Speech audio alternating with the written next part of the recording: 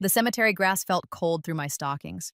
I knelt there beside the freshly turned earth, my knees sinking into the damp soil, and nobody came to help me stand. The funeral director had packed up 30 minutes ago. The caterers had left 20 minutes before that. Even the pastor was gone now, his black sedan disappearing around the bend of the cemetery road. I was alone. 53 years of marriage, and I stood alone at my husband's grave. My name is Miriam Caldwell. I'm 71 years old, and 3 days ago I became a widow when my husband, Frederick, collapsed in our kitchen while I was upstairs folding his shirts. The EMTs said he died instantly. Massive heart attack. Nothing anyone could have done. But that's not the worst part of this story. The worst part is learning who shows up when you need them most and who doesn't. Hi, viewers, kindly tell us where you're watching from and what time it is. The wind picked up, scattering dead leaves across Frederick's grave. I pulled my black coat tighter and tried to stand, my arthritic knees screaming in protest. That's when I heard the car doors slam. Two of them, one right after the other, like gunshots in the quiet afternoon. I turned. My son Trevor stood beside his silver Mercedes, straightening his tie. His wife Sienna climbed out from the passenger side, her black Prada dress probably costing more than most people's monthly mortgage. They'd been here for the service, late of course, sitting in the second row instead of beside me. But I thought they'd left with everyone else. I was wrong. They walked toward me with purpose. Not the slow, respectful pace of mourners, the quick, determined stride of people on a mission. Mom. Trevor's voice had that edge to it, the one he used when he wanted something. We need to talk. I pressed my palm against Frederick's temporary marker. The metal felt cold. Final. Your father just... My voice cracked. Can't this wait? No. Sienna stopped 3 feet away, far enough that she wouldn't have to touch me, close enough that I could see her perfectly applied makeup hadn't smudged once during the service. It really can't. Trevor pulled out his phone, right there. Standing over his father's fresh grave, he pulled out his phone and started scrolling. Dad's lawyer keeps dodging calls. Sienna's father has been trying to reach him all week. We need access to the accounts by Friday. Friday, 4 days away. The dirt on Frederick's grave hadn't even settled yet. There are investment opportunities, Sienna added, her tone the same one she'd used to discuss the weather. Time-sensitive ones. With 50 million in assets, we could triple that within 6 months, but we need to move now. 50 million. They'd calculated it, down to the penny. Probably had been calculating for years, watching the business grow, watching Frederick's investments multiply, watching and waiting for this exact moment. My legs felt weak. The will reading is next week. That's too long. Trevor stepped closer, put his hand on my shoulder. His fingers felt cold even through my coat. Mom, I know you're grieving, but Dad would want us to be smart about this. He'd want his money to grow to benefit the whole family. He squeezed my shoulder, his voice dropping to that patronizing tone that made my stomach turn. You don't understand these things like we do. Financial planning, investment strategies, let us handle all that. You just focus on healing. Let them handle it like I was senile. Like 53 years of marriage to a successful businessman had taught me nothing. Like I hadn't been there for every decision, every risk, every triumph. I stepped back out of Trevor's reach. Something cold and hard settled in my chest. Something that felt almost like clarity. The will reading is Tuesday, I said quietly. 10 a.m. at Frederick's lawyer's office. You'll learn everything then. Sienna's face hardened. The false sympathy vanished like smoke. This is ridiculous. You're being deliberately difficult. I'm following my husband's wishes. Your husband is dead. The words came out sharp, cruel. Then Sienna caught herself, softening her voice into something that might have passed for gentle if you didn't look at her eyes. I'm sorry. That came out wrong. I just mean, you need to think about your future, about Delilah and Mason, about family. Family. The word stuck in my throat like broken glass. Trevor's phone buzzed. He glanced at it, typed a quick response, looked back at me. "We're trying to help you, Mom. Don't make this harder than it needs to be." They left without saying goodbye. Sienna's heels clicked against the cemetery path. Trevor's Mercedes roared to life, tires squealing slightly as he accelerated out of the parking lot. I stood there watching their taillights disappear, my hand still pressed against Frederick's grave marker, and that cold, hard feeling in my chest grew stronger. Because suddenly, I remembered something, a letter. An envelope Frederick's lawyer had given me yesterday pressed into my hands with gentle insistence. "From Frederick," Mr. Castellanos had said. "He wanted you to have this after the funeral. Open it when you're ready." I'd tucked it in my purse without looking at it, too numb to process anything beyond putting one foot in front of the other. But now, standing in the empty cemetery with the echo of my son's greed still hanging in the air, I reached into my purse and pulled out the envelope. It was sealed with red wax. Frederick's initials pressed into it, and across the front, in his familiar handwriting, "For Miriam, open when you're ready." My hands started to shake. I drove home in a fog, Frederick's envelope sitting on the passenger seat like a living thing. Our house sat at the end of a quiet cul-de-sac, the same house we'd moved into 30 years ago when the business finally took off. Frederick had carried me over the threshold, even though we'd been married 23 years by then. "New house, new beginning," he'd said, laughing at his own sentimentality. Now it was just a house. Empty. Hollow. His coffee mug still sat in the sink from 3 days ago. I'd been too scared to touch it, like washing it away would erase him completely. His reading glasses rested on the side table next to his chair, his slippers by the bed, positioned exactly as he'd left them, waiting for feet that would never fill them again. I made chamomile tea with trembling hands and sat in Frederick's chair. The leather still held the impression of his body. I could almost feel him there, watching me, waiting. The envelope felt heavy, heavier than paper should feel. I broke the wax seal and pulled out 3 pages, covered in Frederick's careful handwriting. My vision blurred immediately, but I blinked the tears back and started reading. "My dearest Miriam, if you're reading this, I'm gone. I'm sorry I couldn't stay longer. I'm sorry for every morning I won't wake up beside you, every sunset we won't watch together from the porch. I'm sorry I won't be there to hold your hand through whatever comes next. But I'm not sorry for what I've done with our estate. You know it as well as I do. Trevor stopped being our son years ago. He became something else. Someone else. We tried to raise him right. We sacrificed everything to give him opportunities we never had. But somewhere along the way, money and status became more important to him than love, than loyalty, than basic human decency. I've watched him treat you like an inconvenience. I've watched him measure our worth in dollars instead of years. I've watched him circle like a vulture, waiting for exactly this moment. Do you remember what he said to me when I refused to invest in Sienna's father's scheme?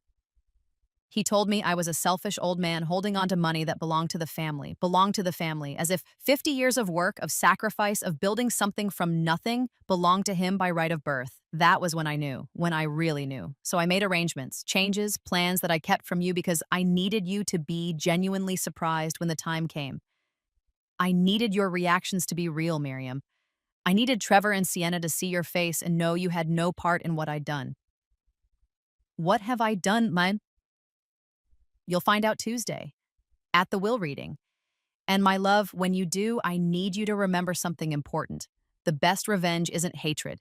It's not anger or violence or dramatic confrontation. The best revenge is giving people exactly what they deserve and watching them destroy themselves trying to fight it. Trevor wants our money. He'll get exactly what his love is worth, exactly what his years of neglect and cruelty and calculated indifference have earned him. Everything I did was for you. Every hour I worked, every risk I took, every decision I made, all of it was to make sure you'd be taken care of, to make sure that when I was gone, you'd have security, comfort, and peace. Trust me, my love, trust the plan. And when Tuesday comes, when that will is read and Trevor's true face shows itself completely, remember, you owe him nothing. Not your money, not your grief, not one more ounce of the love you've wasted on someone who stopped deserving it years ago. I love you. I've always loved you. From that church social in 1972 until my last breath, you were the only thing that mattered. Forever yours, Frederick P.S. Don't let him intimidate you. Don't let him make you doubt. Stand firm. Mr. Castellanos has everything prepared exactly as I instructed. All you have to do is show up and let the truth unfold. The letter slipped from my fingers and fell to my lap. I sat there in Frederick's chair in our empty house and felt something break open in my chest. Not grief this time. Something different. Something that felt almost like hope. Frederick had known. Of course he'd known. He'd seen what I'd refused to see, acknowledged what I'd spent years denying, and he'd done something about it. I picked up the letter and read it again, then a third time, each word sinking deeper, reshaping my understanding of the past 6 months. All those meetings with Mr. Castellanos, all those private phone calls, all those hours Frederick spent in his study, door closed, papers spread across his desk. He'd been planning this, building something, preparing for a moment he knew would come. Outside, the sun was setting. Soon it would be dark. Tomorrow would be Monday. And the day after that would be Tuesday. I folded Frederick's letter carefully, pressed it against my chest, and whispered to the empty room, I trust you. But trusting Frederick and enduring Trevor were two different things. Monday morning started with text messages, 3 of them before I'd even gotten out of bed. Trevor, Mom, we need to talk about this whole situation. Trevor, Sienna's father says there are legal ways to expedite the process. Trevor, call me ASAP. I deleted them without responding and made myself breakfast. Oatmeal with blueberries, the way Frederick liked it. I ate at the kitchen table in the same spot where I'd found him 3 days ago and felt nothing but that strange, cold clarity. My phone rang. Trevor. I let it go to voicemail. It rang again. Sienna this time. Voicemail. By noon, I had 6 missed calls and 12 text messages. The tone shifted from insistent to annoyed to borderline threatening. Sienna. Miriam, we're just trying to help you understand the financial complexities. Trevor. Mom, you're not thinking clearly. Sienna. We have a responsibility to protect the family assets. Trevor. Dad would want us to work together on this. That last one almost made me laugh. Frederick wanted a lot of things. Working with Trevor wasn't one of them. At 2 p.m., someone knocked on my door, hard, aggressive. I looked their way and the peephole and saw Trevor's face, flushed and angry. I didn't open it. Mom, he pounded again. I know you're in there. Open up. We need to talk about this.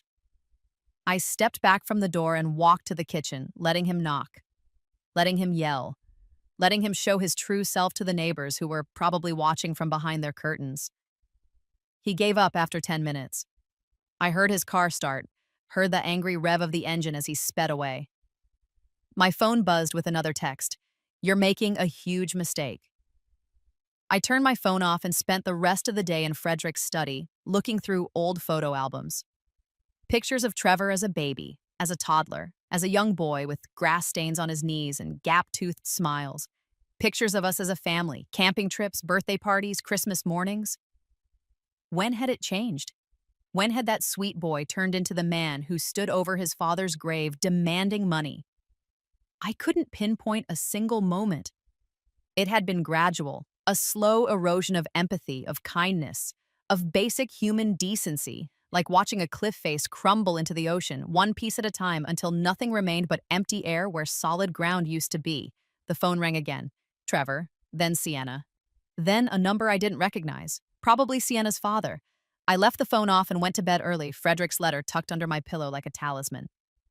Tuesday morning arrived cold and gray. I woke at dawn, showered and dressed carefully. Black slacks, a burgundy blouse Frederick had always loved, pearl earrings he'd given me for our 50th anniversary. I looked at myself in the mirror and barely recognized the woman staring back. She looked harder than before, older, tired. But she also looked ready. Mr. Castellanos' office sat in a converted Victorian house downtown, all dark wood and stained glass windows. I arrived 15 minutes early and sat in the waiting room, my purse clutched in my lap, my heart beating steady and slow. At exactly 9:57, Trevor and Sienna swept through the door to... Sienna wore a cream-colored suit that probably cost more than my car payment. Trevor had on a navy blue suit, his hair perfectly styled, his expression somewhere between confident and smug. They saw me and their faces rearranged themselves into something approximating sympathy. Mom. Trevor sat down next to me, too close. Glad you made it. We were worried about you driving alone. No, they weren't. They were worried I wouldn't show up. Worried they'd have to wait even longer to get their hands on what they thought was theirs. Sienna sat on my other side, sandwiching me between them. Miriam, before we go in, we just want you to know we're here to support you through this difficult process. Whatever decisions need to be made, we'll make them together. As a family. Family, that word again. Weaponized, hollowed out of all meaning, and at exactly 10 o'clock, Mr. Castellanos' assistant appeared. He's ready for you. We filed into his office. Mr. Castellanos stood behind his desk, a tall man in his 60s with silver hair and kind eyes that had seen everything, understood everything. He'd been Frederick's lawyer for 30 years. He'd been at our wedding anniversary party 2 years ago. He'd held my hand at the funeral and pressed Frederick's letter into my palm. He knew exactly what was about to happen. Please, sit. He gestured to the chairs arranged in front of his desk. Trevor and Sienna took the 2 chairs. I sat in a third chair slightly to the side. Already, unconsciously, we'd arranged ourselves into opposing sides. Mr. Castellanos opened a leather folder and pulled out a thick document. Frederick's will at the bedside. I could see my husband's signature at the bottom of the last page, strong and sure even in his final months. First, Mr. Castellanos said, his voice formal and measured, let me express my deepest condolences. Frederick was a good man, a friend. I'll miss him greatly. Sienna shifted impatiently in her chair. Trevor nodded quickly, his eyes fixed on the document. Now, before we begin the official reading, I need to explain something.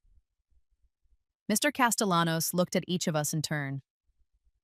Frederick made several amendments to his will in the months before his death. The final version was completed and signed exactly 3 weeks ago. It supersedes all previous documents. Trevor leaned forward. What kind of amendments? You'll understand shortly. Now, the will begins with standard provisions regarding funeral arrangements, which have been completed, and organ donation preferences. Moving to the distribution of assets. The house, Sienna interrupted. We'd like to discuss the house first. It's a valuable property, and there are certain tax implications. Mrs. Parker. Mr. Castellanos' voice cut through hers like a knife. Please allow me to read the document as written.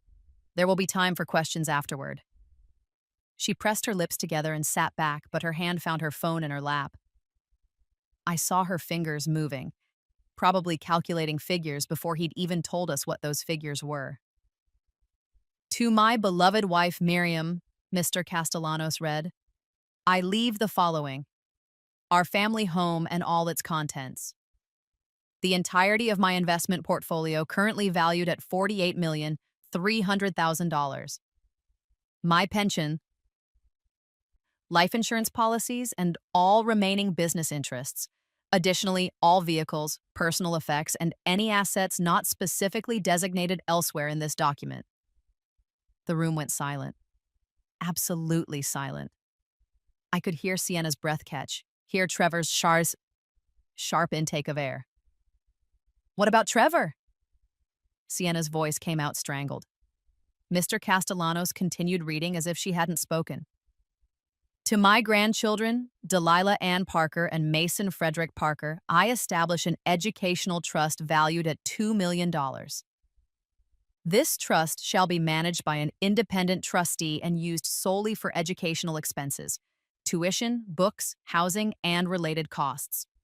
The trust shall be distributed directly to accredited institutions on behalf of the beneficiaries, and no funds shall be accessible by their parents or guardians for any reason. Trevor's face was turning red. That's it? That's all he left them? I'm not finished. Mr. Castellanos turned a page. To my son, Trevor Michael Caldwell, I leave the following items from my personal workshop. 1 socket wrench set, 1 cordless drill, and my collection of automotive manuals. These are the tools I used when I started my first business, working 16-hour days so that my family would never struggle the way I had struggled. The words hung in the air like smoke. Trevor's mouth opened and closed. No sound came out. Additionally, Mir Castellanos continued, his voice never wavering, I leave to Trevor the sum of $1, one single dollar, to be paid in cash immediately following this reading. This is insane, Trevor shot to his feet. He can't do this. There are laws. Please sit down, Mr. Caldwell. Mr. Castellanos' voice remained calm. There's more. Trevor sat, but his hands gripped the armrests so hard his knuckles turned white. Sienna's face had drained of all color. Her phone slipped from her lap and clattered to the floor. Neither of them moved to pick it up. Frederick wanted me to read the following statement in his own words, Mr. Castellanos said. He picked up a separate sheet of paper and began a matisse. Trevor, if you're hearing this, I'm dead. And if I know you, which I do, you've spent the days since my funeral calculating my assets, planning how to spend money you assumed would be yours, treating your mother like an obstacle to be managed rather than a person to be comforted. I hope I'm wrong. I hope you proved me wrong, but I don't think you did. Let me remind you of some numbers, some real numbers, not the ones you've been calculating in your head. $73,000. That's what I spent on your college education. $42,000, your fraternity fees over 4 years. $18,000, your summer in Italy. $35,000, your wedding gift. These aren't rough estimates. I kept records. Every penny I gave you, I wrote down. I wanted to remember. I wanted to be able to look back and feel good about providing for my son. Instead, I look back and see the biggest mistake I ever made. I gave you everything and somehow raised someone I don't even recognize. Someone who measures love in dollars, someone who called me selfish for not investing in a scheme that would have bankrupted us, someone who visited his dying father exactly once in 6 months, and then only because his wife dragged him along when she needed to see if I'd updated my will. Yes, Trevor, I knew about that visit. I wasn't as senile as you thought. I heard you in the hallway asking your mother about my mental state. I heard Sienna asking if I'd made any changes lately. I heard everything. So here's what you get. Tools. The same tools I used to build everything from nothing. The same tools that were good enough for me, but never good enough for you. $1. Exactly what your love and loyalty were worth. And before you think about contesting this will, before Sienna's father starts making threatening phone calls, know this. I have documentation, recordings, evidence of every conversation, every calculation, every cruel dismissal. I have the voicemail you left when I was in the hospital, the one where you asked your mother to handle the estate paperwork while I was sedated. I have the text messages between you and Sienna planning your investment strategies before I was even cold. Any attempt to contest this will, any legal action whatsoever, will result in the immediate public release of all this evidence. Every news outlet, every social media platform, everyone you know, everyone you work for, everyone in Sienna's father's business circle, they'll all see exactly who you are. You wanted my money. You wanted my life's work handed to you like an inheritance you'd earned through birthright alone? Too bad. You got exactly what you deserved. $1. And the knowledge that your mother, the woman you've treated like an inconvenience for years, is now a very wealthy woman who never has to answer your calls again. Think about that every time you look at your children. Think about what kind of father leaves his kids nothing because he was too greedy to love his own father properly. That's your legacy now, Trevor. Not my money, your choices. The silence that followed was absolute, total, like the air had been sucked out of the room. Trevor's face had gone from red to white to gray. He looked like he might be sick. Sienna stared at the floor, her designer handbag clutched in her lap, her perfect composure completely shattered. This is bullshit. Trevor's voice came out hoarse. He was sick. He wasn't thinking clearly. We'll contest it. I wouldn't recommend that. Mr. Castellanos pulled out a second envelope, this one thick and heavy. This contains exactly what Frederick mentioned. Time-stamped recordings of phone conversations, text message transcripts, photographs, video footage from the funeral, including audio of Mrs. Parker discussing account access approximately 40 minutes after Frederick's burial. Sienna made a small sound, almost like a whimper. There's also documentation of 3 separate occasions where Mr. Caldwell attempted to visit Frederick in the hospital and was turned away by staff at your request, Mrs. Parker. Frederick knew. He documented everything, and as he stated, any legal challenge to this will result in immediate public disclosure. Trevor stood again, swaying slightly. Mom, you can't let this happen. You know Dad wasn't himself at the end. We can fix this. We can, I stood too, slowly. Every eye in the room turned to me. For 53 years, I'd been quiet, supportive, dutiful. I'd made excuses for Trevor. I'd softened Frederick's criticisms. I'd been the bridge between them, trying desperately to hold together a family that had already fallen apart. Not anymore. Your father, I said, my voice steady and cold, was the most clear-headed man I've ever known, even at the end. Especially at the end. He saw you exactly as you are, and he gave you exactly what you earned. Mom, don't. The word came out sharp, final. Don't call me that anymore. Mothers are for sons who love them, who show up, who care. You're not my son. You stopped being my son the day you asked when you could access your father's accounts before he was even in the ground. Trevor's mouth opened, closed, opened again. No words came out. I turned to Mr. Castellanos. Is there anything else I need to sign? Just a few final documents. The house transfer, the investment portfolio, the trust management agreements. Let's do it now. I sat back down. Mr. Castellanos slid papers across his desk. I read each one carefully. Frederick had taught me that, never sign anything without reading it, and added my signature in all the right places. Behind me, I heard Trevor and Sienna whispering urgently. I didn't turn around, didn't care what they were saying. They could plot and scheme and calculate all they wanted. It wouldn't change anything. When the last signature was done, Mr. Castellanos reached into his desk drawer and pulled out a single dollar bill. He slid it across the desk to Trevor. Your inheritance, Mr. Caldwell, as specified by your father's will. Trevor stared at it. The bill sat there on the polished wood, crisp and new, worth exactly nothing compared to what he'd expected. What he'd spent days, probably years, planning to spend. He didn't pick it up. Take it, I said, standing and gathering my purse. It's yours, legally. Frederick made sure of it. I walked toward the door. Mr. Castellanos opened it for me. As I stepped through, I heard Sienna's voice, high and desperate. Miriam, please. Think about Delilah and Mason. Think about family.